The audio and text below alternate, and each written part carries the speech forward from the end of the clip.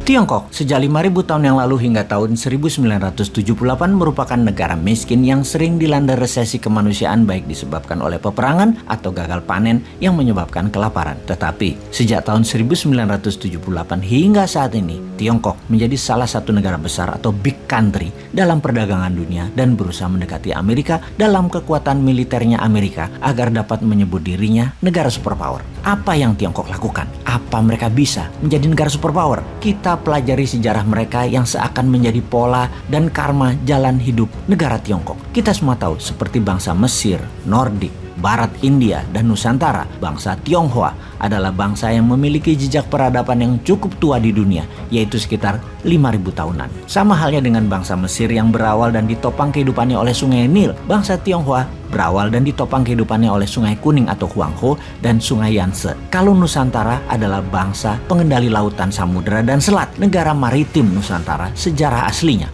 Tiongkok selama ribuan tahun dipimpin oleh raja-raja dan dinasti. Pertama, Tiongkok dinastinya adalah Xia sekitar 2070-an hingga 1600 sebelum Masehi. Penggantinya adalah dinasti Shang 1600 sebelum Masehi hingga 1046 sebelum Masehi. Kemudian diganti oleh Zhou yang merupakan dinasti terlama dalam sejarah Tiongkok, yaitu sekitar 790 tahun dari 1046 hingga 256 sebelum Masehi. Setelah dinasti Zhou runtuh di tahun 256 sebelum Masehi, timbullah kerajaan kecil-kecil yang senantiasa saling berperang, dan di dalam saling berperang itu mereka acap kali juga saling bersekutu untuk mengalahkan kerajaan lain. Dan setelah menang, biasanya persekutuan itu pecah dan berbalik menjadi permusuhan.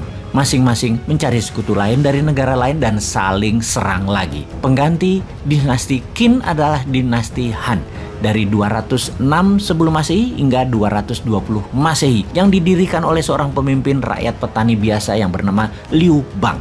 Han adalah nama suku bangsa mayoritas di Tiongkok. Dinasti Han meredup sekitar tahun 220, maka negara terpecah menjadi tiga, yaitu negara Su dipimpin Liu Bei, negara Wei dipimpin Cao Cao, negara Wu dipimpin oleh Sun Quan. Inilah kisah roman Samkok yang berlangsung dalam periode ini yang selalu saling berperang dan tuntas pada tahun 280 dengan berdirinya dinasti Jin 265 hingga 420 Masehi sebagai pengganti dinasti Han. Pada tahun 420 dinasti Jin tumbang, negara Tiongkok terpecah dua menjadi wilayah utara Wei dan Liu Song di selatan yang juga saling berperang. Keduanya akhirnya runtuh dan beberapa dinasti yang berumur pendek menggantikannya. Sebelum akhirnya seseorang bernama Yan Jian berhasil mempersatukan Tiongkok kembali dan mendirikan dinasti Sui pada tahun 581. Dari periode dinasti Sui, Tiongkok selalu terjadi perang di dalam negeri untuk merebut kekuasaan dan tidak ada yang lebih dari 200 tahun mengendalikan Tiongkok hingga saat ini. Itulah ciri Tiongkok, jago produksi barang kebutuhan, jago dagang, dan kekuasaan diperebutkan menggunakan kekerasan. Di abad 20, Tiongkok yang telah mengalami masa-masa sulit setelah keruntuhan di dinasti Qing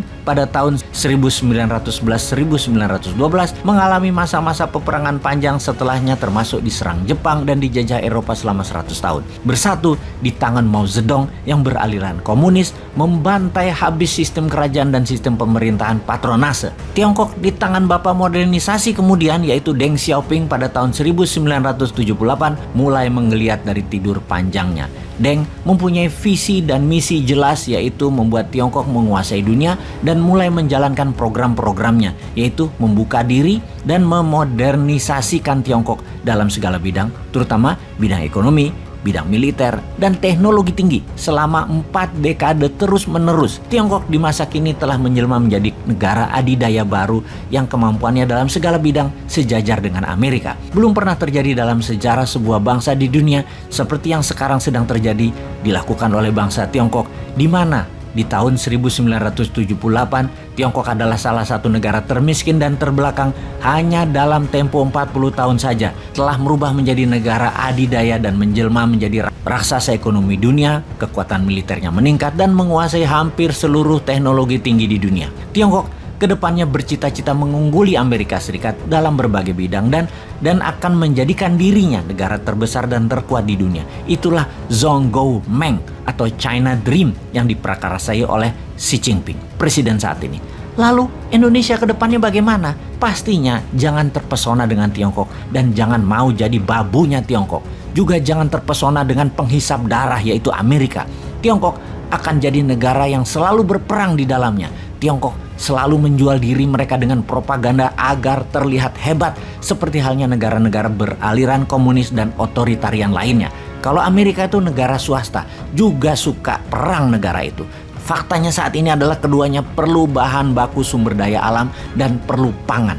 Kerjasama dengan keduanya, negara Indonesia harusnya dari sisi kesejajaran, saling hormat, bukan mengemis hutangan, bukan jualan barang produksinya mereka, bukan sumber daya alam kita disedot oleh mereka.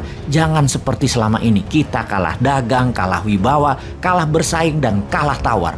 Sungguh pola Tiongkok itu kuatnya sebentar, terus perang lagi di dalamnya, saling sikut dan saling bantai. Kita kembali ke Indonesia sekarang. Pastinya dalam 20 tahun terakhir ini Indonesia pemerintahannya berciri miring ke Amerika atau miring ke Tiongkok yang membuktikan satu hal, belum bisa membawa kesejahteraan bagi rakyat dan belum bisa membuat negara berdaulat. Salah satunya adalah belum bebas hutang. Tidak ada satupun pejabat dan pemerintahan yang terbukti membuat bangsa dan negara Indonesia menjadi negara besar sejajar dengan keduanya atau menjadi lebih kuat dari keduanya. Bahkan calon yang akan bertanding di 2024 nanti pun tidak punya visi dan misi tersebut, yaitu membuat Indonesia menjadi negara superpower 2045. Sungguh Indonesia perlu orang semacam Deng Xiaoping, perlu Gajah Mada baru yang punya kapasitas level dunia, punya kemampuan level dunia, punya visi dunia, dan punya tim yang mendedikasikan dirinya untuk membangun bangsa dan negara agar bukan lagi menjadi negara penghutang, bukan lagi menjadi negara tunduk dalam aturan asing, bukan menjadi bangsa babu dan bangsa kuli. Siapakah mereka yang harus duduk dan menjabat yang membuat Indonesia berdaulat dan perkasa itu? Rasanya hanya kaum Newman deh.